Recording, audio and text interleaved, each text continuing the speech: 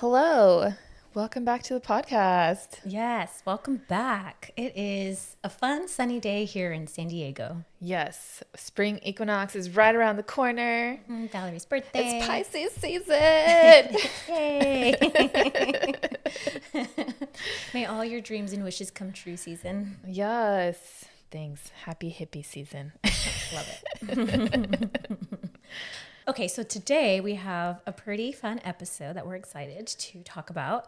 It's going to be focusing around defining Latina empowerment, connecting with your cultural roots, and honoring your heritage in this modern day, because we know that we all have, we all have our Latina backgrounds, but I think bringing it out in a modern way is something that would be great to share. Practices and stuff. Yes. So my background is I was born here, but both of my parents are from Mexico. So we are Mexican. I like to say we're Mexican American is how I explain it. Yeah, both my parents were born here, so I am second generation. And my grandparents were born in Mexico. One was born in Nicaragua, and then one grandparent was actually born here in the United States, in nice. San Luis Obispo. Ooh, I love Slow. That's a great place. Yeah, he's the straight Spaniard grandpa. Blue hair, blue eyes.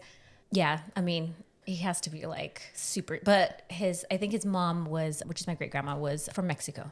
Oh, okay. Yeah. We also have blonde hair, blue eyed in our family, which is, that OG Spanish. Yep. Yeah. My mom actually has like 70% Spaniard in her 23andMe DNA. Oh, interesting. So, yeah, I've never done it. We're like, oh, that's from Tata.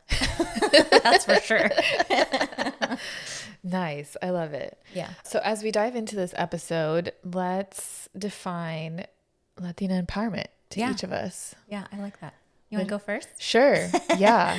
For me, I think it's proud of being who you are in your cultural identity, and however that takes shape or form in current life. And so for me, when my parents, they moved here, immigrated here pretty young still. Mm-hmm. So they assimilated to the culture here a little bit more, especially being business owners.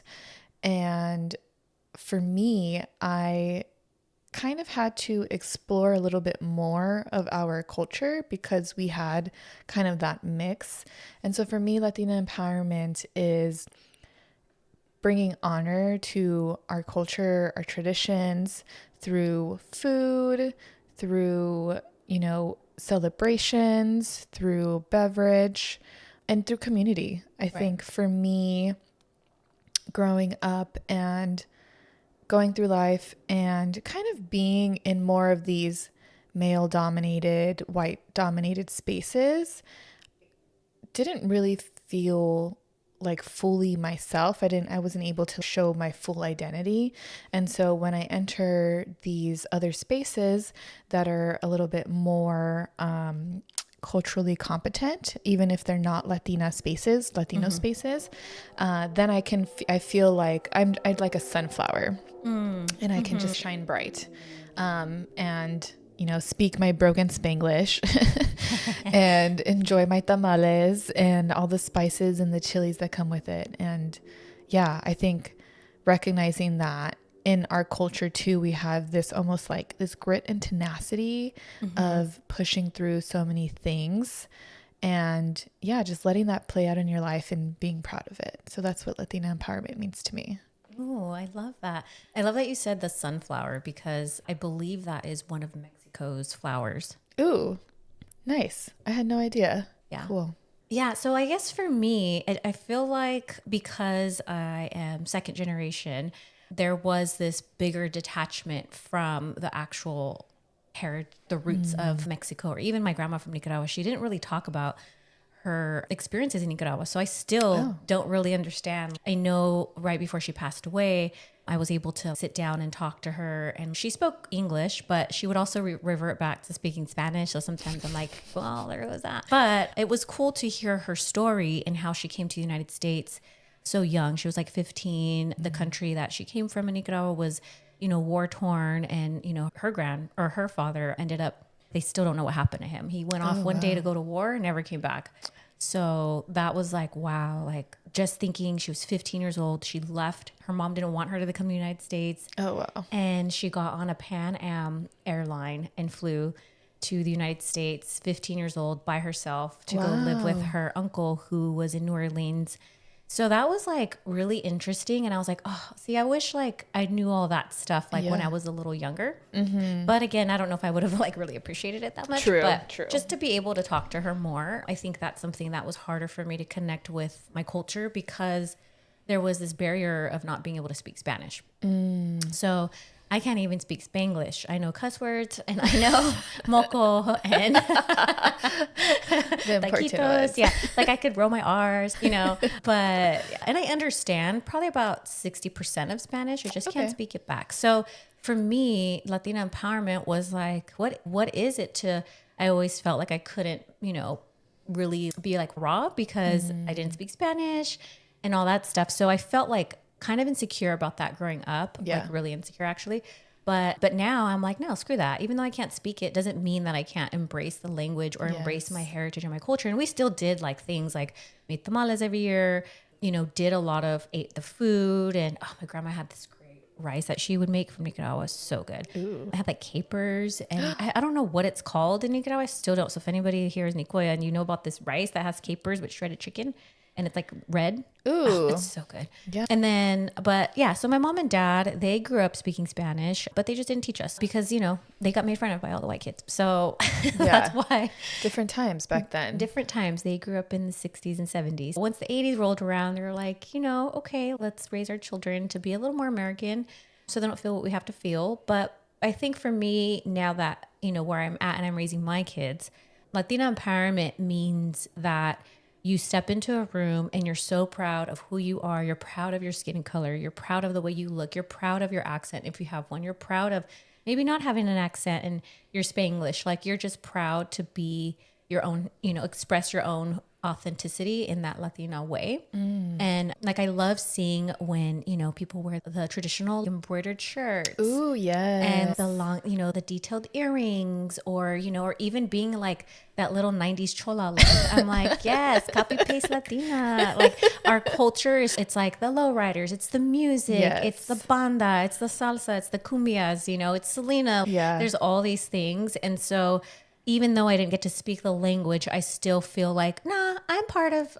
this culture. And I've did it in a way that I think that the generations going forward are going to express it, you know, because it's like that second, third, fourth generation, they know that they have this Latina background in them maybe, or ancestry or culture, but they're not like necessarily that first generation, you know, that comes and actually had to, you know, put roots here in the United States. And then, you know, I have very successful aunts. So it's just, you know, seeing them pave the way and allowing them to pave that path and have that be successful and what that looks like, starting from education level to, you know, higher ranking levels, and even just being a good mom, you know, like you don't always have to be this successful Latina woman who has this CEO position or your own, you own your own business, but you can even just be a powerful woman by being a matriarch and holding on to those core Latina roots and the heritage that we still have in our blood.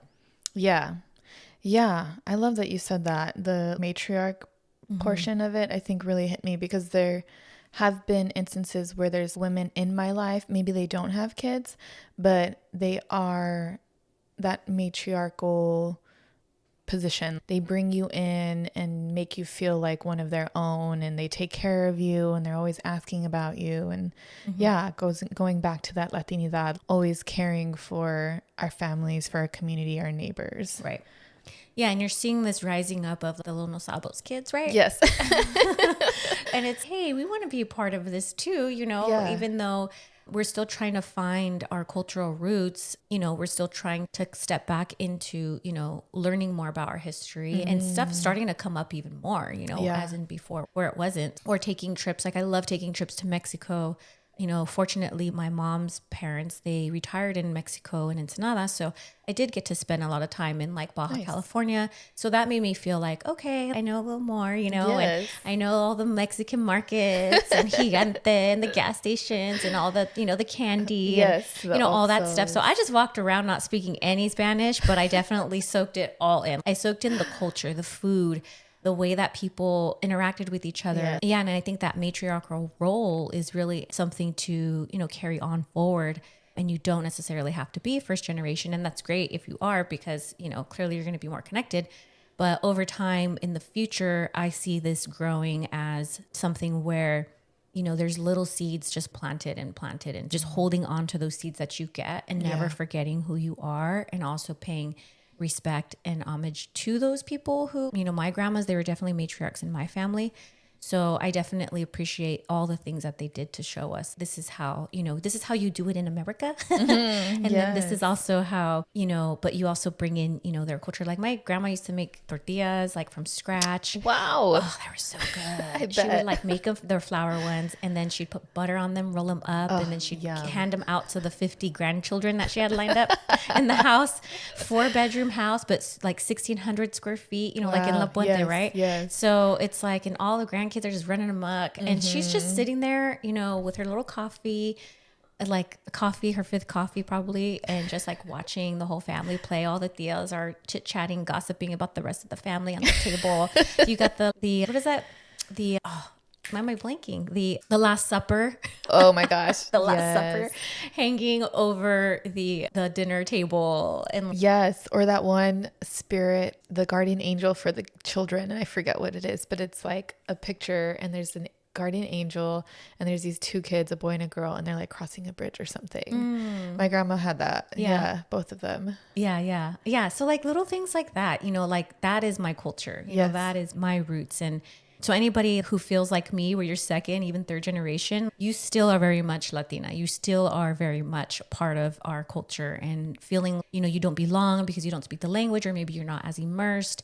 But that's also when you get older, you can, take that time to dive deeper. I read a lot of books. Like I said, I took a lot of trips to Mexico. And if you have aunts around, or uncles or primas that are older than you, like you can pick their brain, and just, it also is a little bit on us too, definitely. To really bring that forward and express it. So I think that's something that makes me proud, is that I want to learn more. Yeah. That's great.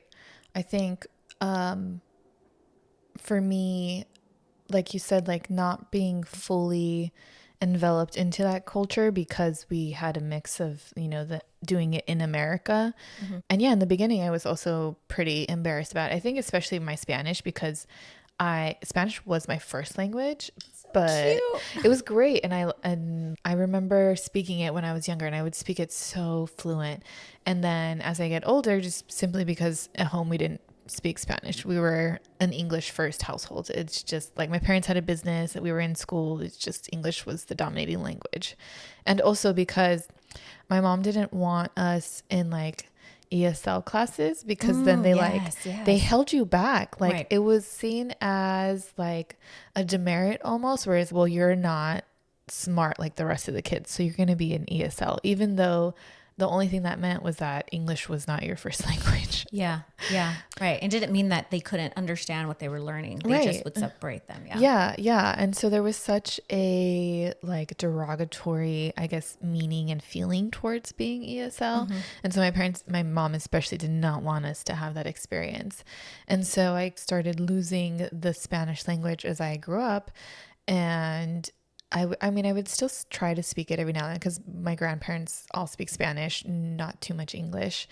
And people would call me, I guess, like the no sabo, like back then it was bocha, or I don't know what the male version of it is, but like the whitewash. And I'm like, okay, cool, whatever. I'm like, yeah, but I'm still trying. Yeah. And for a while I wouldn't be hesitant to speak Spanish, simply because I was like, I don't want to be called that. I'm trying, and they're diminishing how I'm like trying, saying it's not good enough.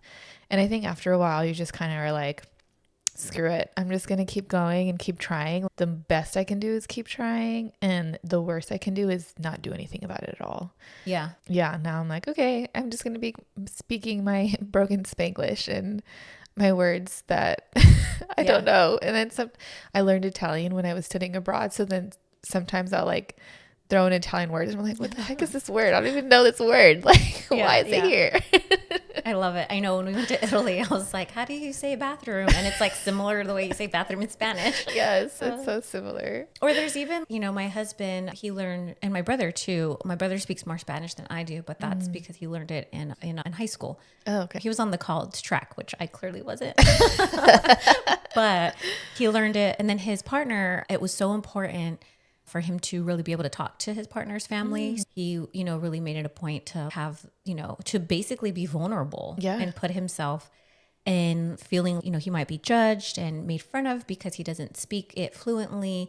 And I don't want to speak for him, but I'm sure maybe that did happen where he felt like you did, right? Like pretty insecure and like, oh, everybody's going to, judge me and I'm going to be made fun of. So you're damned if you do and you're damned if you don't, and I think that is the point of this talk right now is some people are definitely in the middle. And even if, you have an accent and you're first generation, then there's like also insecurities with that too. Right. And then there's the people who are, us, right? Or actually I would say you, because you could speak it, right? But, you were fluent at one time, yes.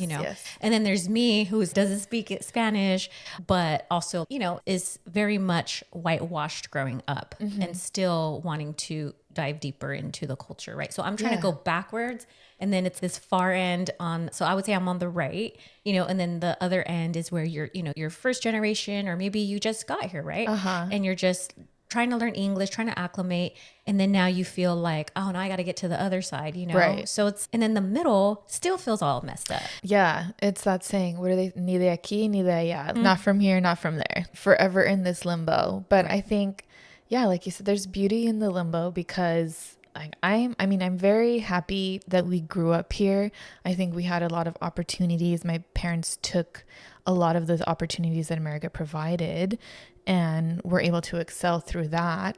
But they added their own twist to it. They added in the Mexican culture in it. And so there were certain things, traditions that we carried on with us, like our Christmas, like you said, the tamales. We didn't make the tamales like a family thing, but my grandma did. And we always had tamales at Christmas, at Thanksgiving. We were always getting together for these like big family reunions. Growing up, my dad we call them carne asadas, like barbecues. Oh yeah, those are the best. Yeah, and it was just like my dad's friends, and he played soccer, so it was like the soccer team friends that they were all hanging out like every weekend, and that was just the thing that you did. It was like bringing the community together through that culture of what you would traditionally do in Mexico. You gather, you eat, you drink, you have good times, and enjoy each other's presence. Right. Yeah. I think that's something that both of my mom and dad side of the family, both of my grandparents stayed in the same neighborhood for 100 billion years and like 30 minutes outside of LA. And so they didn't move. So the same, house that my parents were raised in, that's the same house I got to like also be raised in, but as a grandkid. I just think back like how many freaking neighbors would be passing by through the holidays, or like they'd be like, something's going on over at the Castro's house, or something's going over at the Solis family house, and then the neighbors start coming over and they're like the carne asadas, right? And they're like, ooh, we're gonna go eat. And then both families were like, yeah, come here, mingle and stuff. And so on top of the cousins and all the tias and tios and the extended family and stuff. So I feel like that is something that is such a authentic cultural thing that most Americans, don't understand. And also I do appreciate, because my grandma and my grandpa's, the only one that had family here was my mom's mom, where she had sisters that also came with her. She was the first one to kind of like the satellite one. And, once one comes and they're like, hey, come over here, so she helped all her sisters come over too. I take that back. I think she had one other sister that was here before her, but basically, she was the one that had like her sisters around. I don't think she had a brother, but I think he passed away. But my grandpa's and my grandpa and my other grandma, the one from Nicaragua, they didn't have any siblings here. So it was just them. They were the only ones. Everybody else was still back in, their homeland. Yeah. So once in a while, they would have the family fly in and visit and stuff like that. But so what I seen was that even though they didn't have that family, the community became their family. I mean, there's like extended family that I call family, but they're like neighbors that live like a block around the corner or something, you know?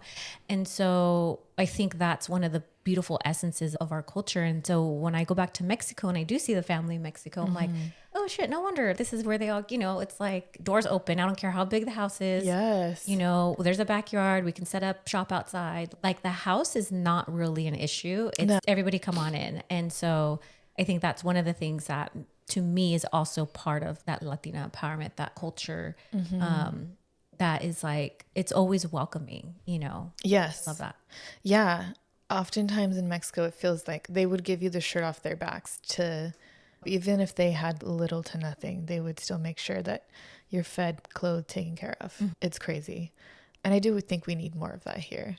Right. I think one of the biggest differences that I noticed and maybe it's not everywhere in the US, maybe it's just a California thing, but I think here there is more of a sense of individualism and people kind of just look out for themselves and that's kind of like where it ends. They don't really look too far beyond. And so I think now, and I think especially with the younger generations, people being more proud, like as more of us are more proud of our culture and our backgrounds and our heritage and where we come from, I think we can bring lessons from those and implement it into the space that we're currently in, because I think overall America could benefit from something that is a bit more communal, looking after your neighbors, after your immediate family, extended family, your friends, whoever it is, you know, just being kind and making sure that we're all taken care of instead of, well, I'm taken care of. It doesn't matter to me what anybody else is going on in their lives. They'll handle it. But in our culture, it's more, I'm good. Let me also make sure somebody else is good too. Or even when I'm not that great, it could be worse. People probably have it worse than I am. And I'm still thankful for what I have. And therefore I can still help other people. Yeah, I do love that. And that's one of the things that I've always loved when I visited Mexico and just seeing how the community comes together and the culture and the food. Food's amazing. I love the food. Top tier. Yeah. I think probably one of the best. So how do you, like, what are the couple things that you do to blend in, to bring out your culture that you would say you do, like on not a daily basis, but, you know, on a routine basis? Yeah, I think I do it a couple ways. For sure, through a little bit more on my spirituality side and trying to connect to some of the more like indigenous practices of like smoke cleanses, like energetic cleanses, things like that.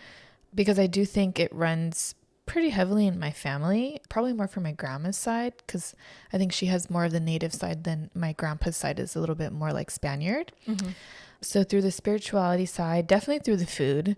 I mean, it's what I know best. So naturally, I'm going to cook towards Mexican types of foods and experimenting with that stuff.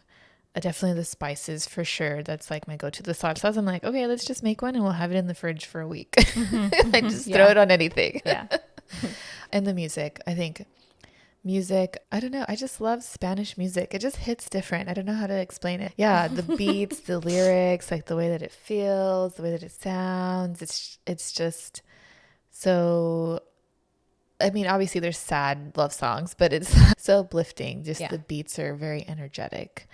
And then through my fashion, I'm inspired by the Mexican fashion, like I forget what they call it, the shirts with the embroidery, the makeup. I love having my hoop earrings on. I'm like, I remember because growing up in La Puente, and for a while I was like, well, you can't wear your hoop earrings because you look like a chola. And that was something that you're not supposed to do. Yeah. You're going to get beat down walking down the street. Yes. And so that was kind of something that I carried with me for so long. And then finally now being in this place and age in San Diego, and I'm like, I'm going to bring my hoop earrings. I just want to have them now. I want to wear them with pride. Right. So now they do represent a part of our culture, and it's not a negative thing as it was back then, because back in the 90s and, 80s, it was like gangs were crazy, right? Yeah. So, and the war on crimes and all these things. And it was just different times. And now I feel like with the copy and paste or like the clean aesthetic, like now I'm like, oh, now it's cool to have the fashion that we had way back then. Right. I know. I'm like, I should bring out my high school pictures of my daughters. I'm like, look, I'm cool now. I'm the real OG. Yeah. I got my eyebrows are drawn on. I swear, I'm pretty sure I ruined my eyebrows from how like thin they were. Now I can't get them to shape right. Right. I mean, I'm sure it's going to come back in style.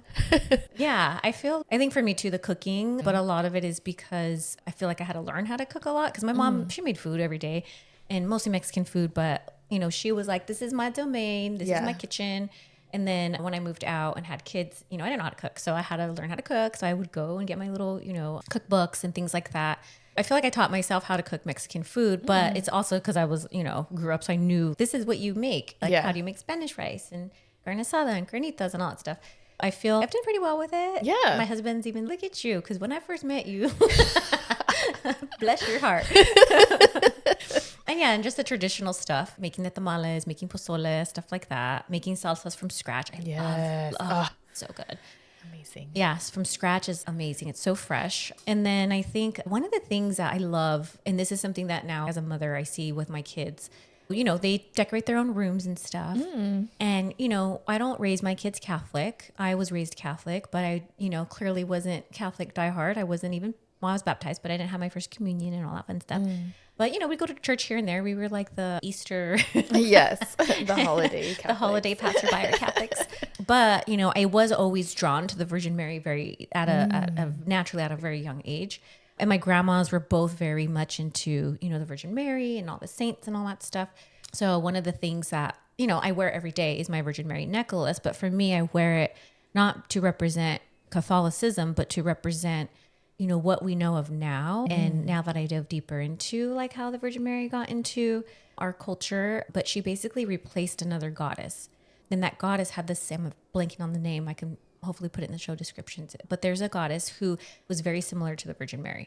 And so just understanding that there were these two, I guess women that were goddesses in a sense. And so they basically transferred that original Azteca queen into the Virgin Mary. And so just knowing and understanding like the Virgin Mary represents so many different things. It's not just being Catholic. Yeah. For me, it just represents that unfortunately this poor woman, Mary, has been placed in different indigenous cultures and religions and been swapped out for something else that is very similar. So my daughters, they're like, I want to wear one too. So it's so cute. Yeah. So we actually went to Mexico City. When we went to Mexico City, we went and got them their little medallas. And then in the little spot where the Virgin Mary appeared and all that fun stuff. So that was really nice. But the other thing that they like to do is they'll bring out the Virgin Mary in their little room. So they'll like, that's cute. They have a little, like their little rosary, and then they have their little Virgin Mary. And then even the other day, my son went to the flea market, and he he doesn't live with us, but he has his own little, roommates and stuff, and he has his own room. And so he bought like the old school, like shit that you would see in your grandma and grandpa's houses, right? Like the saints and the Mary and the Jesus and, so just looking at that and be like, that is our culture. Yes. It's not so much about Catholicism, and I'm not hating on Catholicism. Like For sure. everybody can, whatever gets you to be a great human being and spirituality and to that point. But I think for the Latino community, there is that there. Yes. It's part of, your grandma or your grandpas or, ancestors in the background, ground. That was what they were forced to kind of believe in a sense and take on. But understanding the roots of that is what made me feel like I can look at the Virgin Mary and look at it, and that makes me proud because to me it stands up for more than just Catholicism. And then I think the other thing is like art. I mean, I named my dog Frida after Frida Kahlo. Art, playing music in the background while I'm cooking, listening to nostalgic songs growing up, even though I don't know what the hell they're saying. Dude, there's this guy on TikTok where he will sing the song in English. Oh, nice. Like the popular songs. Yes. And I'm like, now I know what they mean. And I'll be singing to it too. And I don't even know what the hell I'm saying. But now I know if I watch that guy. So it's just, I feel like it's one of those things like, if you want to go for it and you're going to be judged along the way, no matter what, really just embracing that culture and whatever that feels like for you and taking that time to tap in. I think even spirituality too. Clearly I've gone on dumpster dives with that. And so I bring that out in my business. I bring that out in my spiritual teachings and my healings and things like that. That is very much something that I've had to learn again and immerse myself into. But now that I know about it, I don't feel like I'm appropriating it because I'm really trying to get back to my roots, you know, and just knowing that my parents made a good decision in that sense on, you know, trying to support us in this American world that we live in this little land of ours. I'm like feeling certain things about that right now. But anyways, you know, parents, we just do what we can, you know? And so times change, seasons, you know, generations change. And so now I feel like we're starting to come to these generations that, wait a minute, who in the fuck are we? Because even if we try to acclimate as and be so American, we're still not accepted. You know what? Let me just go back and retrace the steps of the generations behind us and go back and peel the onion on things. And, you know, at the end of the day, you're going to come out and make it however it wants to look. Yes. Yeah. Because even like how you said, how back then there was kind of that divide. And I think I remember even specifically in high school, immigration has just always been a topic. And thinking about it now, growing up in Riverside, is if you're from Riverside or know about it, you know what I'm talking about. But it was such a big topic for a while. We had the walkouts and everything. Yeah. And I remember, and it wasn't in high school. It wasn't my high school, but we did have the walkouts. But at my sister's middle school, I think my parents ended up having to pick her up early to get her out of school because it's just all the kids were in disarray. Right. And it was mostly white kids. All of the white kids they were all outside for recess. It was like the dodgeball area. And they got on one side of the lines where the dodgeball line was. And they all congregated there. And then there was like Mexicans on the other side. And they're like, you can't pass this line. This is the border. You're not welcome here. Blah, blah, blah. And I was just thinking, it's so funny how back then in like the 80s and the 90s, our parents didn't, oftentimes, many of us, they didn't teach us like the culture, the language, whatever, right? For sure protection. And then we like continue on, and then it comes up again as another topic of, oh, we get othered. And then we come back to today in this day and age. And again, immigration is such a hot topic, and to the point where literally ICE is being deployed and just rounding up whoever they can to take them simply because they look other. And it's, what do you do? Yeah. How we're in this constant fight of showing ourselves for who we are and wanting to be accepted while being in this land, and still we're not accepted. And so the only way I think to fight back is just to be who we are. Right. And whether they accept it or not, just being unapologetic, because so long as we're not hurting anybody else, there's no harm in it. Let us be Mexican. Let us be Nicaraguan. Let us bring in our cultures. There's nothing in the Constitution, in the history, whatever these people have against us. There's nothing bad in what we're doing. Yeah. We're just bringing in hope and happiness and joy in the way that we know how to share it. Through carne asadas, through our art, through everything, whatever we do. Through the lowriders, through the makeup, through the hairs, like all the things. Yes. I want to listen to my gangster rap sometimes. Okay. Leave me alone. Yeah. I have an interesting playlist. It'll be like gangster rap, then some like yoga shit, and then some sound bowls. It's like this random Spotify thing. Spotify, who is this person? I can't even pick her, I can't even pick her next mix.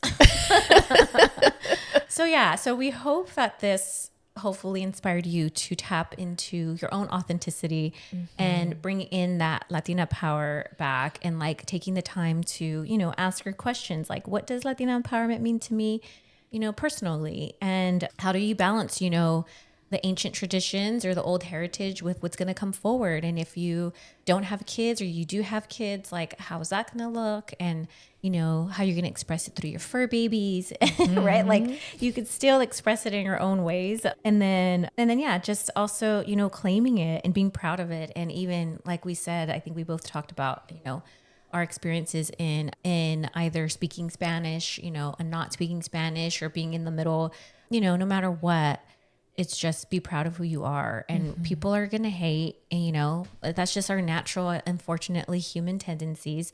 But just remember, you know, you have the blood that runs in you, and be grateful and proud of it.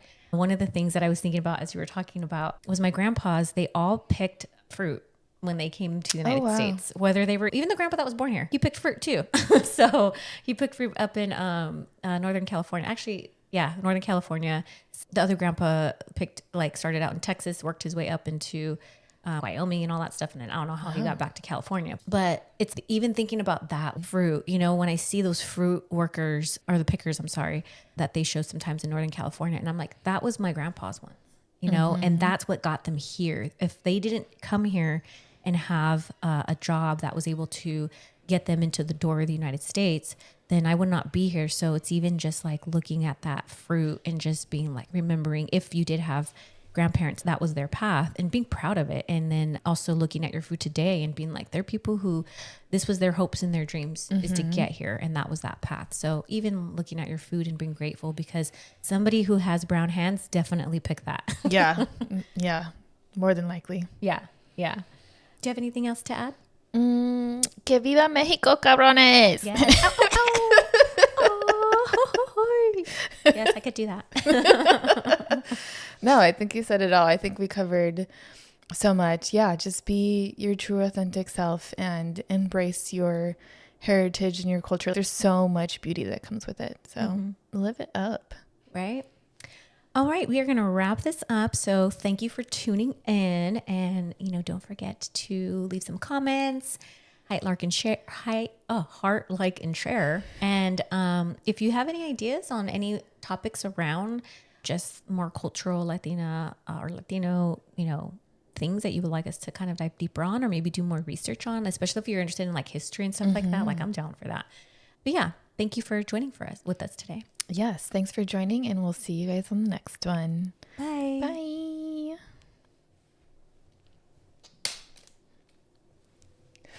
Bye.